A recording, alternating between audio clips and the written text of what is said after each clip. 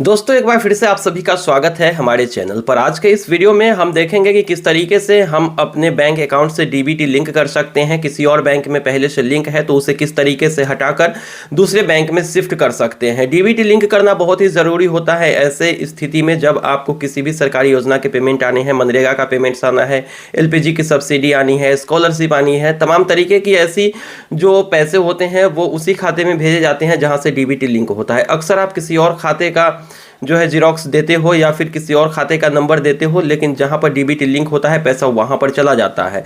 तो ऐसे में आपको पता भी नहीं चलता है, दूसरे खाते में पैसा शिफ्ट हो जाता है। कभी कभी आपका बैंक जो है वो फ्रीज होता है, आप उसको इस्तेमाल नहीं कर रहे होते और डीबीटी वहां लिंक होता है तो आपको परेशानी हो जाती है। ऐसे में कभी कभी तो पेमेंट भी रिजेक्ट हो जाता है डीबीटी लिंक ना होने की वजह से। तो किसी न किसी खाते से आपको डीबीटी लिंक करके रखना है। आपको बताते चले कि एक समय में एक ही बैंक में डीबीटी लिंक हो सकती है, दूसरे से करना है तो पहले वाले से हटाना होगा। तो अभी हम आपको बताएंगे कि किस तरीके से हम पहले वाले बैंक से दूसरे वाले बैंक में शिफ्ट करेंगे अपना डीबीटी जो लिंक है वो, और उससे आप कैसे भी पता करेंगे कि किस तरीके से कि आपका कहाँ पर लिंक है। पहले तो वो पता करेंगे, फिर बैंक बदलेंगे, और वो भी ऐसे बैंक से आपको बदल कर बताएंगे जहां पर अमूमन दिक्कत होती है लोगों को बदलते हुए। जी हाँ, इंडिया पोस्ट पेमेंट बैंक में अगर आपका डीबीटी लिंक है तो वहां से हटाना मुश्किल होता है। तो चलिए देख लेते हैं कि किस तरीके से हम डीबीटी डी लिंक या डिशीड करके दूसरे बैंक में शिफ्ट करते हैं। तो इसके लिए सबसे पहले आपको क्रोम ब्राउजर ओपन करना है, एनपीसीआई सर्च कर देना है। सबसे ऊपर में एनपीसीआई की वेबसाइट दिखेगी, इस पर आप लोगों को क्लिक कर देना है। यहाँ पर क्लिक करने के बाद आपको यहाँ पे थ्री डॉट पे क्लिक करना है। थ्री डॉट पर क्लिक करने के बाद आपको जो है यहाँ पर ऑप्शन देखने को मिलेंगे कंज्यूमर।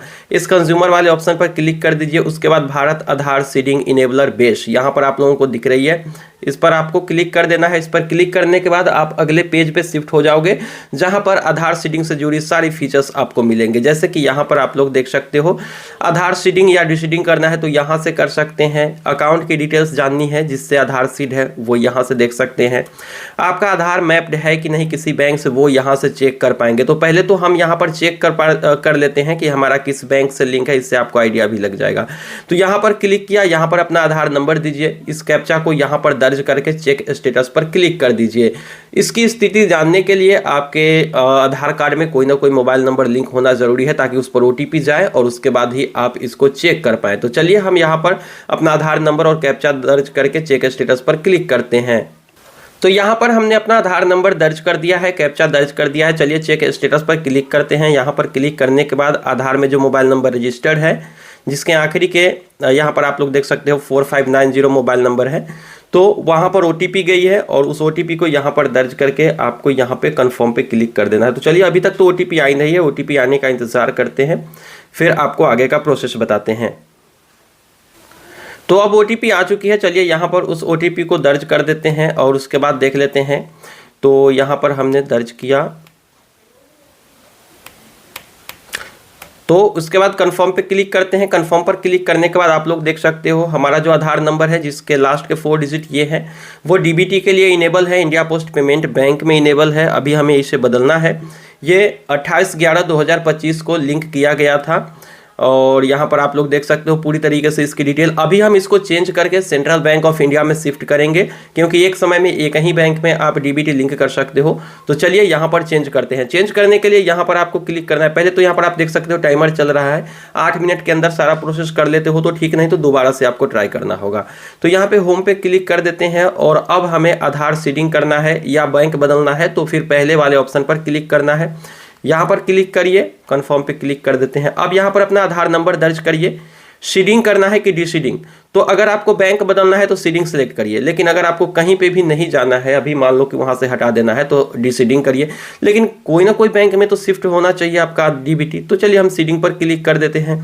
अब सीडिंग पर तो किस बैंक में आप शिफ्ट करना चाहते हैं या पहली बार भी अगर आप करना चाहते हो तो देखिए यहाँ पर 3 ऑप्शन है। पहले मान लो हमें सेंट्रल बैंक ऑफ इंडिया में जाना है तो हम तो यहाँ पर central Bank of India select कर लेते हैं।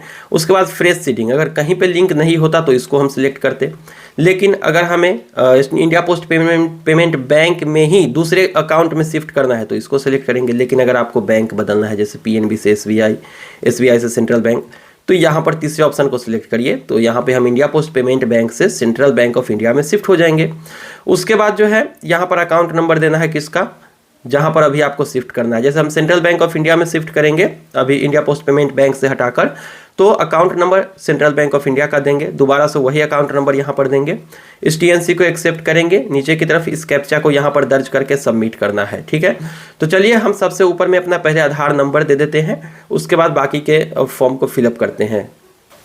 तो यहाँ पर आप लोग देख सकते हो कि अपना आधार नंबर दे दिया है, सीडिंग वाले ऑप्शन को सिलेक्ट किया है, हमें बैंक बदलना है, सेंट्रल बैंक में शिफ्ट करना है और बैंक बदलने के लिए तीसरे ऑप्शन को सिलेक्ट कर लिया है। यहाँ पर सेंट्रल बैंक का हमने अकाउंट नंबर दिया, दोबारा से उसी अकाउंट नंबर को दिया, टीएनसी को एक्सेप्ट करने के बाद कैप्चा दर्ज कर चुके हैं, सबमिट पर क्लिक कर देते हैं और उसके बाद इस टीएनसी को नीचे में हमें कंटिन्यू एग्री एंड कंटिन्यू कर देना है। उसके बाद आपके जो आधार नंबर में मोबाइल रजिस्टर होगा तो उस पर जो है ओटीपी आएगी, उस ओटीपी को दर्ज करके कंफर्म कर लेंगे। तो अगर आपका रिक्वेस्ट ले लिया भी जाता है तो फिर ऐसा नहीं है कि आपका लिंक हो जाएगा, अगर आपका नाम मिसमैच होता है तो रिजेक्ट कर दिया जाएगा। इसके अलावा अगर आपकी डेट ऑफ बर्थ मिसमैच हो जाती है तो वो भी रिजेक्ट कर दिया जाएगा, लेकिन अगर सब कुछ सही है तो फिर 24 घंटे में आपका जो है डीबीटी लिंक कर दिया जाएगा या फिर बैंक बदल दिया जाएगा। तो चलिए हम यहाँ पर वेट कर लेते हैं ओटीपी आने तक का, अभी तक ओटीपी आई नहीं है और अब जो है ओटीपी आ चुकी है। तो चलिए हम यहाँ पर दर्ज करके आगे के प्रोसेस आपको दिखाते हैं। तो यहाँ पे हमने दर्ज कर दिया है, चलिए कन्फर्म पर क्लिक करते हैं। कन्फर्म पर क्लिक करने के बाद यहाँ पर पूछ रहा है कि आपका जो है आधार अभी जो है इंडिया पोस्ट पेमेंट बैंक में मैप किया गया है, अगर आप सेंट्रल बैंक ऑफ इंडिया में करना चाहते हैं तो कन्फर्म पर क्लिक करेंगे। तो चलिए हम यहाँ पर जो है इस वाले ऑप्शन को सिलेक्ट करते हैं, यानी कि हमें अभी बदलना है तो हम यहाँ पर कन्फर्म पे क्लिक करेंगे। कन्फर्म पर क्लिक करने के बाद आपकी रिक्वेस्ट ले ली जाएगी। देखिए यहाँ पर आपका जो है यहाँ पर सक्सेस दिखा रहा है, आधार सीडिंग डिसीडिंग, ये जो है receded from India Post Payment Bank to Central Bank of India. अभी यहाँ पे बता रहा है कि ये हाथों हाथ सक्सेस हो चुका है। तो अभी हमें दोबारा से चेक करना होगा कि वाकई ये हाथों हाथ हो गया है, और अगर ऐसा हो गया है तो बहुत ही अच्छी बात है। तो अभी हम क्या करेंगे, यहाँ पर होम पेज पे क्लिक कर देते हैं और यहाँ पर आधार सीडिंग और डिसीडिंग वाले ऑप्शन पे जाते हैं, यहाँ पे कंफर्म पे क्लिक करते हैं और देख लेते हैं कि हमारा बैंक बदला है या फिर नहीं बदला है। तो चलिए एक बार फिर से यहाँ पे क्लिक करते हैं और अभी जो है आधार नंबर और कैप्चा दर्ज करके सबमिट करते हैं। अभी पता चल जाएगा कि हाथों हाथ चेंज हुआ है या फिर नहीं। तो यहाँ पर हमने दोबारा से दर्ज कर दिए हैं पूरे डिटेल्स, सबमिट पे क्लिक करते हैं, एक ओटीपी दोबारा से आएगी, उस ओटीपी को यहाँ पर दर्ज करके कन्फर्म पे क्लिक करते हैं। तो चलिए यहाँ पर ओटीपी दर्ज कर देते हैं, ओटीपी आ चुका है तो यहाँ पर हम ओटीपी दर्ज करते हैं और उसके बाद जो है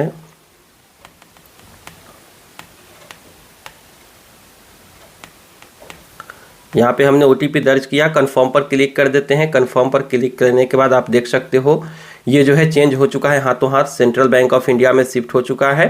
अकाउंट होल्डर का नेम यहाँ पे बता रहा है और अकाउंट टाइप जो है सेविंग है। तो ये हमने अभी अकाउंट डिटेल्स पे क्लिक कर दिया था। अभी चलिए हम यहाँ पर आधार मैप डे स्टेटस चेक करके आपको दिखाते हैं। दोबारा से यहाँ पे हम क्लिक करते हैं पूरी डिटेल्स दर्ज करने के बाद।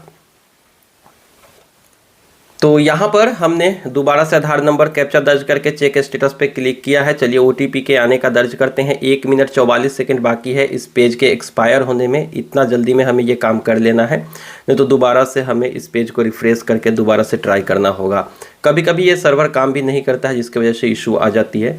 तो चलिए जब तक ओटीपी आती है थोड़ा सा हम यहाँ पर वेट करते हैं ओटीपी आने तक का, और जैसे ही ओटीपी आती है हम उस ओटीपी को दर्ज करके आपको दिखा देंगे कि अभी आपने देखा था कि India Post Payment bank link था, अभी हमने चेंज किया, हाथों हाथ चेंज हो गया। और अकाउंट डिटेल्स में भी आपने देखा कि किस तरीके से सेंट्रल बैंक ऑफ इंडिया दिखा रहा था। तो चलिए यहाँ पर जो है ओटीपी आ चुका है, चलिए यहाँ पर ओटीपी को दर्ज करके आप लोगों को दिखा देते हैं और यहाँ पर कन्फर्म पे क्लिक किया और ये देखिए enabled for DBT central Bank of India, और ये 25 दिसंबर 2025 को यानी कि आज ही ये जो है यहाँ पर अपडेट किया गया है। तो यहाँ पर देख सकते हो आप लोग किस तरीके से हमने चुटकियों में अपना डीबीटी जो पहले बैंक में लिंक था, जो खासकर इंडिया पोस्ट पेमेंट बैंक में, उसको चेंज करके आप लोगों को दिखा दिया है। तो उम्मीद है कि ये वाला वीडियो आप लोगों को पसंद आया होगा। वीडियो पसंद आया तो वीडियो को लाइक करके चैनल को सब्सक्राइब करिए। कोई भी सवाल है कमेंट सेक्शन में लिखिए। मिलते हैं किसी नई वीडियो में, दीजिए इजाज़त। Thank you.